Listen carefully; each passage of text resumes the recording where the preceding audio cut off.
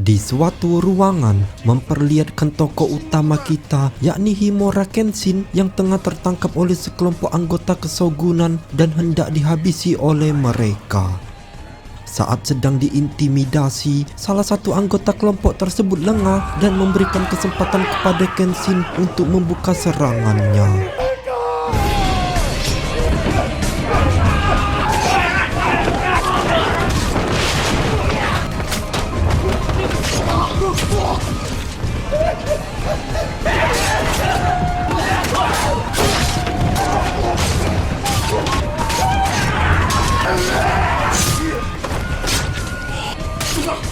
Tak lama kemudian, tempat tersebut yang telah menjadi TKP terlihat didatangi oleh para polisi kesogunan yang disebut Shinsengumi yang dipimpin oleh seorang samurai bernama Saito Hajime. Di sini terlihat jelas kalau kondisi tempat ini begitu brutal hingga membuat mereka yakin bahwa ini semua pasti adalah ulah dari Battosai pembantai. Di suatu malam, terlihat beberapa pemuda dari sekelompok shogun yang sedang merayakan kebahagiaan bersama karena salah satu rekannya di sana hendak untuk menikah. Namun secara tiba-tiba, Kenshin muncul dengan misi menghabisi mereka.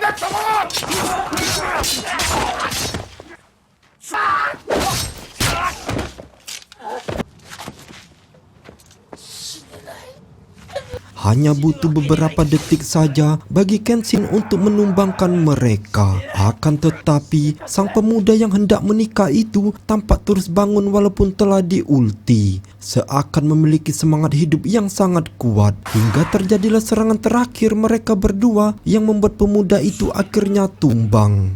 Namun meski begitu, secara tak terduga, pria tadi berhasil meninggalkan luka sabetan pada pipi Kenshin. Melihat semangat hidup dari pria tadi membuat Kenshin berjalan pulang dengan sedikit gangguan pada batinnya.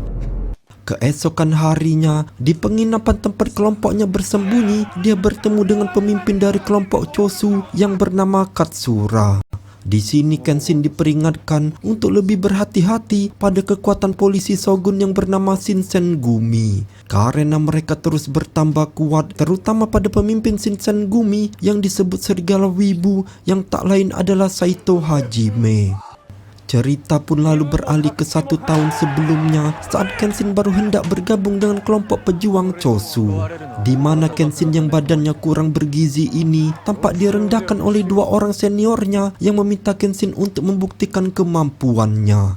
Namun Kenshin di sini berkata kalau ia berpegang teguh untuk tidak mau melawan orang yang akan menjadi kelompoknya sendiri. Melihat kegaduhan kecil di sana, salah seorang pemimpin pejuang lainnya yang bernama Shinasaku kemudian memberikan pedang pada Kenshin dan memintanya agar melawan anggotanya itu. Dan tidak sampai hitungan detik, Kenshin dengan kecepatan tangannya dapat menebas pakaian lawannya hingga mempermalukan orang tersebut. Katsura dan Shinsaku yang kagum akan kemampuan Kenshin lalu bertanya tentang teknik pedang apa yang digunakan olehnya. Kenshin pun berkata bahwa teknik pedang yang digunakannya disebut Hiten Mitsurugi. Mengetahui itu, Katsura pun berkata pada Shingaku bahwa dia pernah mendengar teknik tersebut yang dikiranya hanyalah sebuah mitos belaka, yang dengan itu membuat Katsura akhirnya merekrut Kenshin sebagai seorang pembantai dengan tugas yang sangat penting. Dan dari situlah awal mula Kenshin menjadi Battosai pembantai. Kisah pun kembali ke masa kini, di mana Katsura yang sedang bersantai dengan seorang wanita berkata, walaupun setahun ini Kenshin telah menghabisi banyak musuh, namun Kenshin tetap memiliki hati orang baik. Karena setiap Kenshin melakukan kegiatan membantai para musuh, ia seperti selalu merasakan kegelisahan dalam dirinya. Film kemudian berlanjut di sebuah warung remang. Tampak Kenshin yang seperti masih merasa terganggu akan ingatannya tentang si pemuda yang dilawannya beberapa malam lalu. Dan saat hendak menegak saroba Mbak Juminten, tiba-tiba seorang wanita datang dan digoda oleh berandalan yang berada di sana. Para berandalan tersebut sempat ingin berbuat onar, namun untungnya langsung dicegah oleh Kenshin yang kemudian mengusir mereka.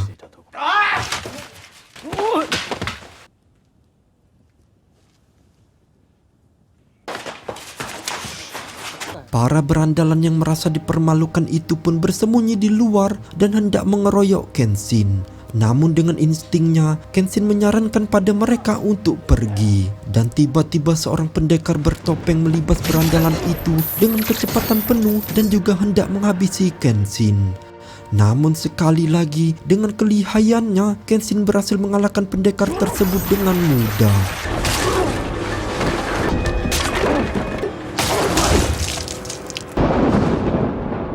Bersamaan dengan itu, ternyata Nona yang tadi ditolong telah tepat berada di sana dengan maksud ingin berterima kasih. Karena kejadian mengerikan barusan membuat Nona itu jatuh pingsan. Kenshin pun akhirnya membawa wanita itu ke penginapan agar dapat dirawat. Keesokan harinya, wanita tersebut diminta oleh pemilik tempat penginapan untuk bekerja di sana. Dan akhirnya, wanita itu pun memperkenalkan dirinya sebagai Tomoe Yukishiro. Yukishiro Tomoe. Karena kecantikan dan keraman Tomoe membuat orang-orang di sana terkesima dan menganggap bahwa ia dan Kenshin adalah pasangan yang serasi. Hal itu kemudian membuat Kenshin merasa Tomoe akan mengganggu misinya dan meminta Tomoe untuk kembali pulang ke keluarganya. Namun Tomoe berkata bahwa ia sudah tidak memiliki keluarga ataupun tempat untuk pulang. Dan atas hal itulah Kenshin akhirnya mengizinkan Tomoe untuk tinggal di sana. Setelah itu, Kenshin bertemu dengan Katsura untuk melaporkan tentang kejadian penyadapan yang semalam dia alami. Namun Katsura dan anggotanya berkata kalau hanya sedikit orang yang mengetahui tentang identitas Kenshin sebagai Battosai. Dan atas hal itu, mereka pun mencurigai kalau pasti ada seorang mata-mata di antara mereka. Hari-hari pun berlalu di mana Kenshin menjalani misinya dan Tomoe juga terus menjalani aktivitasnya di sana. Sampai suatu hari, Tomoe memergoki Kenshin yang baru saja pulang menjalani misinya. Dan ia pun bertanya apakah Kenshin akan terus seperti ini tanpa ada akhirnya. Mendengar itu, Kenshin hanya bisa terdiam sambil membasuh tangannya. Di sisi lain, Katsura yang merasa curiga pada Tomoe mengirim seseorang anggotanya yang bernama Isuka untuk terus mengawasi wanita itu karena kedatangannya yang tiba-tiba di sana sangat mencurigakan. Dan bahkan salah satu anggotanya mengatakan bahwa kini seorang Kenshin bisa tertidur lelap dengan kehadiran Tomoe yang dimana sebelumnya Kenshin selalu terjaga untuk siap bertempur. Akan tetapi setelah semua penyelidikan dilakukan, mereka sama sekali tidak menemukan bukti yang mencurigakan tentang Tomoe. Di suatu hari, Tomoe mengajak Kenshin pergi ke sebuah festival. Di sana terlihat banyak keluarga yang menikmati festival tersebut. Dan Tomoe pun berkata, lihatlah betapa berharganya keluarga-keluarga itu dengan maksud menyindir Kenshin yang dalam misinya pasti akan mencabut nyawa keluarga seseorang di luar sana. Namun bagi Kenshin, sayangnya tidak ada pilihan lain yang bisa dia lakukan. Karena di sisi lain, banyak juga orang yang membutuhkan perubahan zaman yang di sana sudah tidak ada lagi peperangan. 戦いというものなどが本当にあるのでしょうか。時代を進めるためには誰かが太刀を振らねばならぬ。その誰かが俺だっただけだ。 Film kemudian berpindah memperlihatkan kelompok Shinsengumi yang kini telah mendapatkan info penting dari seorang anggota Chosu yang mereka interogasi. Didapatkan info bahwa malam itu akan banyak anggota Chosu berkumpul untuk merencanakan pergerakan mereka dan dikabarkan bahwa pemimpin mereka yakni Katsura juga akan berada di sana. Yang dengan hal itu membuat Shinsengumi hendak menyergap mereka. Isuka yang mengetahui hal itu dengan segera mengabarkan Kenshin dan memintanya agar langsung ke lokasi untuk membantu kelompok Chosu dan menyelamatkan Katsura.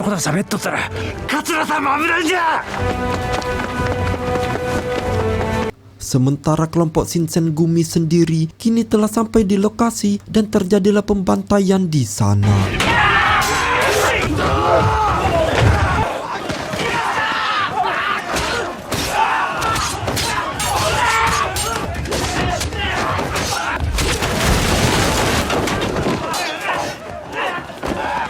Salah satu anggota Chosu yang berhasil kabur dari TKP tampak dengan ketakutan dikejar oleh seorang anggota Shinsengumi yang bernama Soji dan hendak dihabisinya. Namun secara kebetulan Kenshin tiba di sana dan terjadilah perduelan di antara mereka. もしあなたが人斬りばこれは面白い。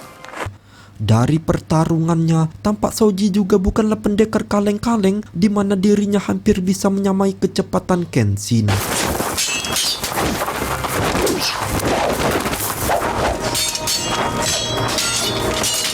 Namun dengan skill di atas rata-ratanya, Kenshin pun akhirnya berhasil memenangkan pertarungan tersebut dan membuat Soji terluka parah.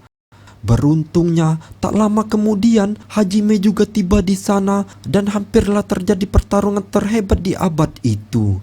Akan tetapi, anggota Chosu keburu datang dan langsung mengabarkan pada Kenshin bahwa Katsura telah berhasil selamat dari penyergapan itu dan memintanya untuk menghindar dari pertarungan tersebut. お前らが何人かかってもかなう相手じゃない。 Atas penyergapan malam itu membuat jumlah pejuang Chosu berkurang sangat drastis, hingga membuat Katsura menyuruh anak buahnya mengabari mereka semua untuk mundur sementara karena pasukan Shinsengumi bisa datang kapan saja. Dan benar saja, malam harinya Shinsengumi dan anggotanya kembali mendatangi penginapan tersembunyi tersebut. Kenshin yang merasa berkewajiban menjaga Tomoe, ia pun memilih menghindar dari pertarungan dan mengajaknya melarikan diri dari tempat tersebut. Keesokan harinya, mereka bertemu dengan Katsura yang kemudian mengabarkan bahwa kondisi saat ini mengharuskan mereka semua untuk bersembunyi sementara. Dan Kenshin diminta bersembunyi di sebuah desa terpencil dengan menyamar sebagai petani bersama Tomoe. Kenshin yang hatinya sudah mulai lunak pada Tomoe pun turut meminta Tomoe untuk tinggal di sana bersamanya. すまない。共に暮らそう。共に。はい、お供させていただきます。 Mereka pun akhirnya menjalani hari-harinya di sana, di mana mereka makin tampak kayaknya pasutri muda yang baru saja menikah. Terlihat jelas juga bahwa Kenshin mulai berubah sebagai insan manusia yang dimana dia akhirnya menyadari bahwa ambisinya selama ini hanyalah kesombongan semata dan dia akhirnya menemukan kebahagiaan serta ketenangan hati saat menjalani hidupnya yang sederhana bersama Tomoe. Beberapa hari kemudian, Isuka tiba-tiba mampir untuk melihat keadaan mereka. Akan tetapi, ternyata itu hanyalah sebab tipu muslihat semata. Karena setelah dari sana terkuak fakta bahwa Isuka lah yang sebenarnya selama ini menjadi seorang mata-mata musuh yang menyusup ke kelompok Katsura. Di sini tampak Isuka melaporkan situasi Kenshin yang sudah melunak pada sekelompok pasukan yang dipimpin oleh seorang pendekar bernama Tatsumi yang ditugaskan untuk menghabisi Kenshin. Dan di sana juga muncul seorang bocil bernama Emishi yang diminta oleh Tatsumi untuk melanjutkan pergerakan selanjutnya. Ternyata Emishi ini adalah adik kandung dari Nona Tomoe. Emishi lalu berkata bahwa ia membawa sebuah pesan. Namun entah apakah pesannya itu. Dan saat Kenshin datang, Emishi tampak sedikit marah dan langsung pergi meninggalkan kakaknya di sana. そうか。すみません、わがままな子で。姉上が取られるようで心配なのであろう。道理で消えるわけだ。 Entah apa penyebabnya, malam itu Tomoe lalu menceritakan tentang masa lalunya yang menyedihkan, di mana ia dulu sempat ingin menikah, namun calon pasangannya yang merupakan pasukan kesogunan dengan malangnya terbantai pada suatu malam, hingga membuat dirinya menitikkan air mata saat itu. Melihat kesedihan Tomoe, Kenshin pun mencoba untuk menenangkannya, hingga akhirnya malam duka itu pun berujung menjadi malam kenikmatan. Keesokan harinya, Tomoe tampak pergi ke suatu tempat yang dimana tempat itu ternyata adalah markas musuh. Hal ini menandakan kalau Tomoe ini ternyata juga merupakan seorang mata-mata yang bekerja sama dengan pasukan bayaran Tatsumi. Dan yang paling tidak disangka, di sini juga ternyata calon pasangan Tomoe yang dihabisi malam itu adalah si pemuda yang dibantai oleh Kenshin sebelumnya di awal-awal film tadi. Dan hal itu yang membuat Tomoe saat itu akhirnya memutuskan untuk membalas dendam dengan bekerja sama dengan pasukan tersebut. Namun Tomoe yang telah melihat bagaimana Kenshin sebenarnya kini telah jatuh hati pada Kenshin, yang lalu dirinya berusaha untuk melindungi Kenshin dari jebakan mereka dengan berusaha menghabisi Tatsumi. Sementara itu, Kenshin yang berada di rumahnya kembali didatangi oleh Isuka yang mengungkap identitas Tomoe. 証拠がある。日記を見てみ。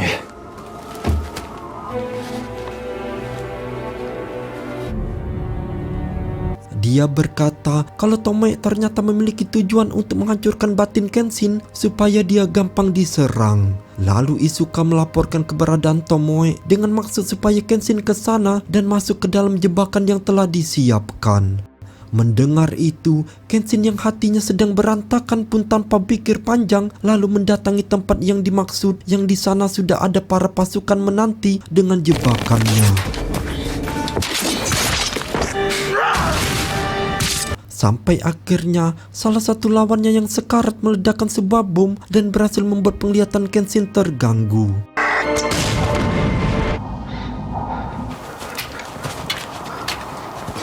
Tatsumi yang mendengar ledakan tersebut pun menyadari bahwa anak buahnya berhasil dikalahkan hingga membuat dirinya memutuskan untuk menghadapi Kenshin seorang diri.